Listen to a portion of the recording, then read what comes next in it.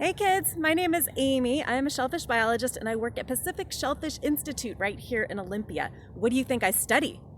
That's right, shellfish! I study things like these mussels that just fell off the dock here, things like oysters and clams. And while I study shellfish, I probably spend more time studying their habitat or where they live. And they live right here, right behind me in Puget Sound. So I want to make sure that the water is super clean and healthy for them and for all the animals that call Puget Sound their home.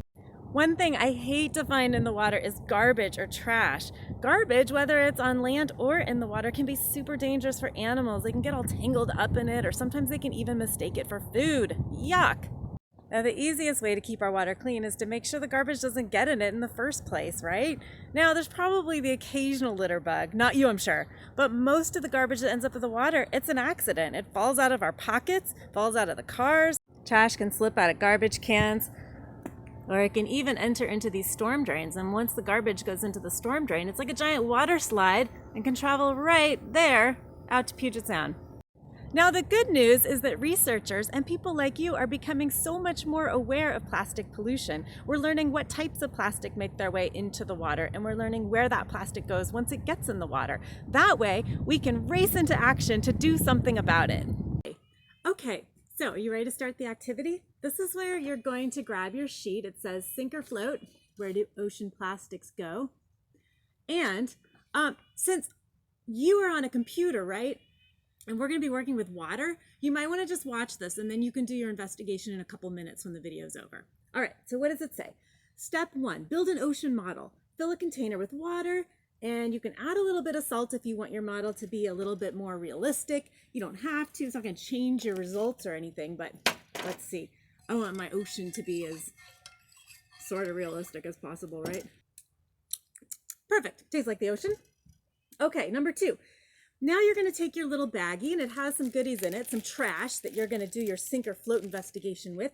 And you're going to move on to number 2 where it says make a prediction. So down in this table here, the first one says plastic bag fragment. You are going to predict, do you think it's going to sink or float?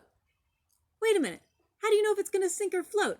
I don't think I've given you enough information. One clue is density. Density will determine if plastics sink or float. Now, what in the world is density? Well, density is kind of like, well, you can calculate it. It's density is equal to the mass divided by the volume, or really it's like how compact something is. It's kind of like cake. Now, I don't know if you know a whole lot about density, but I do know you probably know something about cake. Now, I have 2 cakes here. This one is a pound cake. It's a lemon pound cake. Yum. This one is an angel food cake. Now, they're about the same size, aren't they? But they have very different densities. If I pick them up, this pound cake, oh my gosh, this pound cake, whoa, is like way heavier than this angel food cake. And this is a much denser cake. It has a higher density. So what makes it more dense? Well, for starters, this pound cake is super compact. If I cut it open, I don't see any like air bubbles or spaces. It's just densely packed cake. Ha ha ha. It's lemon. It is so good. I like a densely packed cake. Now, this angel food cake, on the other hand, if I cut into it, it's like cutting into air. It's like a big marshmallow. It's got tons of air bubbles in there because they whip up egg whites and they make it super fluffy. So this cake is not very dense. It's very light. So how does this relate to plastics? Well, good question. Now, the density of plastic is a little bit like the density of cake. Now, plastic is a man-made substance. And if we could use a microscope and get down and see how it's made of these teeny, tiny repeating long strands. And it's kind of like these sticks. If you were to take these strands and if they were to nest themselves super close and tight together, you would make a very dense piece of plastic. It's very strong. I can't even break it. That is like a dense plastic, a hard plastic like this jug.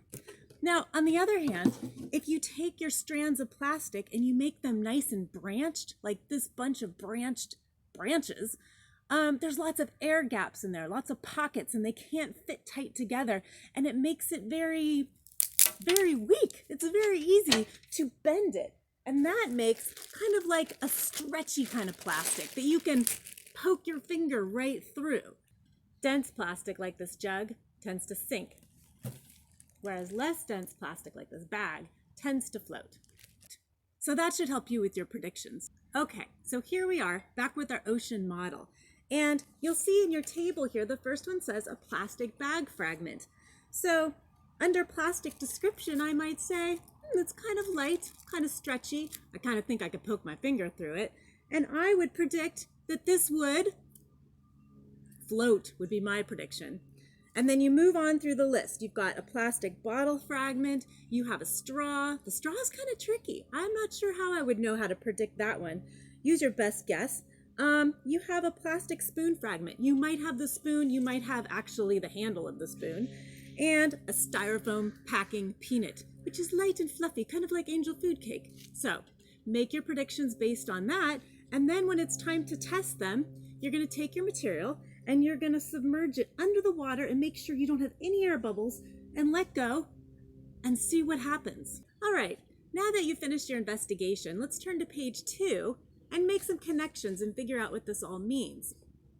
So if you look at this beautiful picture of Puget Sound and all the animals that call Puget Sound its home, you can go through the questions and think about, for the plastics that float, what kind of animals might be affected by that? And for the plastics that sink, what kind of animals might be affected by that? Now here's a tricky question, number 5. Do you think that an item that floats can eventually sink? And how might that be? And I'm going to give you a clue. Look at this bottle. Now this bottle is actually made of glass and not plastic, but look at all the things that are living on it. That is my clue.